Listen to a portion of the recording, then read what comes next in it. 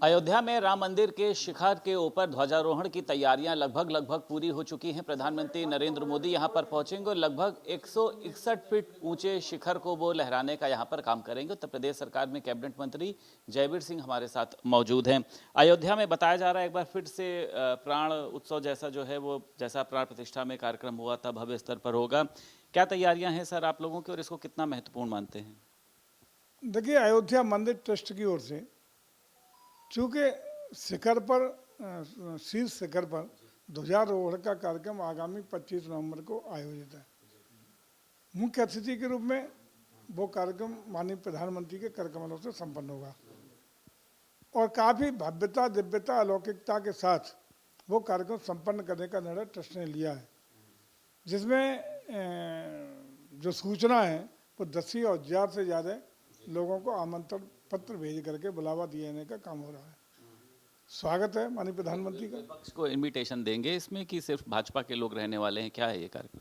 नहीं, वो पूरी तरह वो सरकार का कार्यक्रम कहते हैं, पूरी तरह वो कार्यक्रम ट्रस्ट की ओर से है।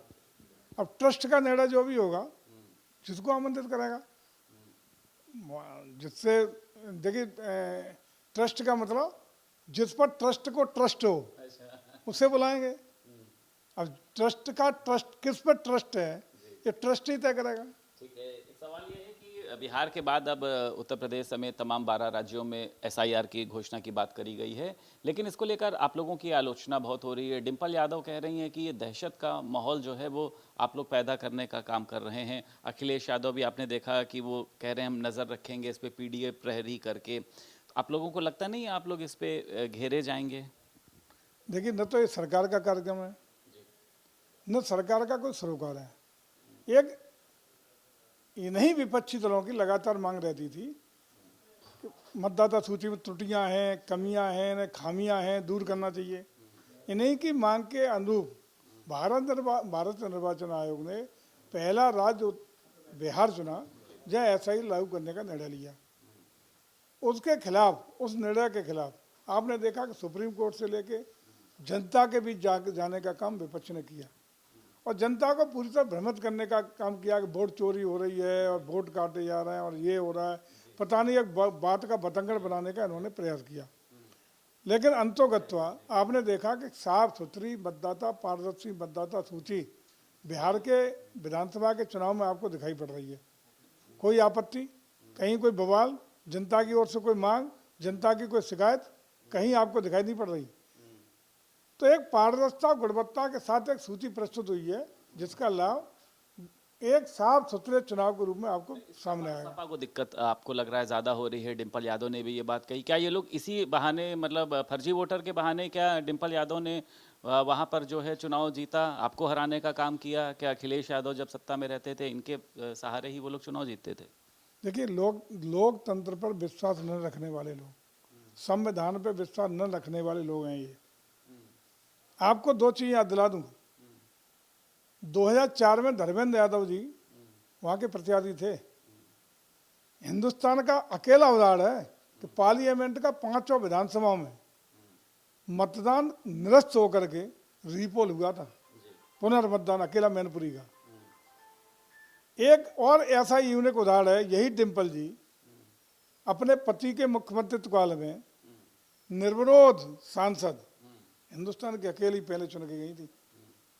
यह है इनकी वास्तविक सच्चाई, कितने बड़े लोकतंत्र में विश्वास करते हैं और इनकी असली लोकतंत्र है क्या अंदर का आपको साफ दिखाई पड़ रहा है। मतलब एक लोकतंत्र की धज्जियां उड़ाने का काम, गुंडई की पराकाष्ठा करने का काम, किसी का नामांकन करने देने का काम, सब बूथ लूटने का काम अगर किसी ने किया है तो समाजवादी पार्टी ने अपने सत्ता में रहते हुए उत्तर प्रदेश में किया है, जो हिंदुस्तान के काले इतिहास को सीधा दर्शाता है। ठीक है, बिहार में राजनीतिक सरगर्मियां तेज हैं। महागठबंधन आज अपना घोषणा पत्र जारी करेगा। कल राहुल गांधी, तेजस्वी यादव एक साझा रैली करेंगे, लेकिन ये देखा जा रहा है कि महागठबंधन के किसी भी पोस्टर में राहुल गांधी, प्रियंका गांधी, खड़गे की तस्वीर नहीं है और आज वो महागठबंधन की जो प्रेस वार्ता हो रही है उसमें शामिल भी नहीं होंगे। इसके पीछे क्या कोई आपसी आप कलह देखते हैं या क्या वजह देखते हैं? देखिए, अवसरवादी राजनीति, अवसरवादी विषय ज़्यादा लंबे समय तक नहीं कर सकते हैं।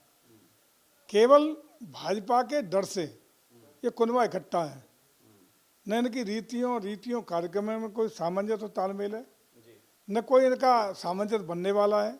बिहार की जनता देख रही है और बिहार के हितों के दृष्टिगत इन्हीं सब कारणों से बिहार की जनता एनडीए को पुनः अपना जनादेश देने जा रही है। अच्छा, ये लगातार जननायक को लेकर होड़ मची हुई है। रविदास मेहरोत्रा कह रहे हैं अखिलेश यादव जननायक हैं, कांग्रेस पार्टी कह रही है राहुल गांधी जननायक हैं, तेजस्वी यादव की पार्टी कह रही है कि तेजस्वी यादव जो है वो जननायक हैं।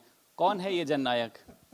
अब देख लो ना आप, अब जननायक यही गठबंधन है, एक गठबंधन है, तो इनका इतना ही एक नहीं तय कर पा रहे जननायक तुम्हारे गठबंधन का कौन है। अगर यही तय नहीं है तो काहे का गठबंधन, काहे का सामंजस्य, काहे की नीतियां रीतियां और कार्यक्रम है। आपने पीएम मोदी का नाम नहीं लिया कि जननायक वो हैं? नहीं, हमारे यहाँ तो है ही, हमारे तो पीएम मोदी जननायक हैं ही, इसमें कहाँ कोई गैर डिस्प्यूटेड, बिल्कुल निर्विवाद रूप से जननायक है, इसमें कहाँ कुछ कहना है। ये लगातार आप लोगों के ऊपर आरोप लगता है कि भारतीय जनता पार्टी हिंदू मुस्लिम का काम करती है, आप लोग इसका हालांकि विरोध करते हैं। सिद्धार्थनगर के एक आपके पूर्व विधायक हैं राघवेंद्र सिंह, उन्होंने एक बड़ा बयान दिया है कि 10 मुस्लिम लड़कियां लाओ और हम आपको नौकरी देंगे, सुरक्षा देंगे, रोजगार की गारंटी देंगे। इसको लेकर मायावती ने आप लोगों के ऊपर एक बहुत बड़ी आलोचना करी है कि भारतीय जनता पार्टी ने ये काम किया है इतने सालों में। इस बयान को आप कैसे देखते हैं? ऐसा बयान जो है वो उचित है? उन्होंने ये कहा है कि अगर मुस्लिम लड़के 2 हिंदू लड़की लेकर जाते हैं तो तुम 10 लेकर आओ, हम सुरक्षा देंगे, रोजगार देंगे। देखिए, कोई स्थानीय मुद्दे विषय रहे होंगे, न पार्टी की कोई रीति है न नीति है, न इन चीज़ों में विश्वास करती है। अब वहाँ का कोई स्थानीय विषय रहा होगा जिसके परिप्रेक्ष्य में वहाँ के जिनका आप नाम ले रहे हैं उन हमारे पार्टी के पूर्व विधायक जी ने कोई बयानबाजी की होगी। स्थानीय मुद्दे होते हैं, स्थानीय परिस्थितियाँ होती हैं, स्थानीय कारण होते हैं। आप निंदा करते हैं, भाजपा इस बयान की निंदा करती है? ऐसे बयान लोकतंत्र में नहीं होने चाहिए? ये तो हम लोगों का अभी तक संज्ञान में नहीं है, अभी तक न कैसा संज्ञान में है। और ऐसा कुछ होगा तो स्थानीय स्तर पर संज्ञान लेके पार्टी अपने आप उस पर विचार करेगी। ठीक है, बहुत शुक्रिया बात करने के लिए। उत्तर प्रदेश सरकार में कैबिनेट मंत्री जयवीर सिंह हमारे साथ मौजूद थे। लखनऊ से वीडियो जर्नलिस्ट सौरभ के साथ संदीप खेर, भारत समाचार।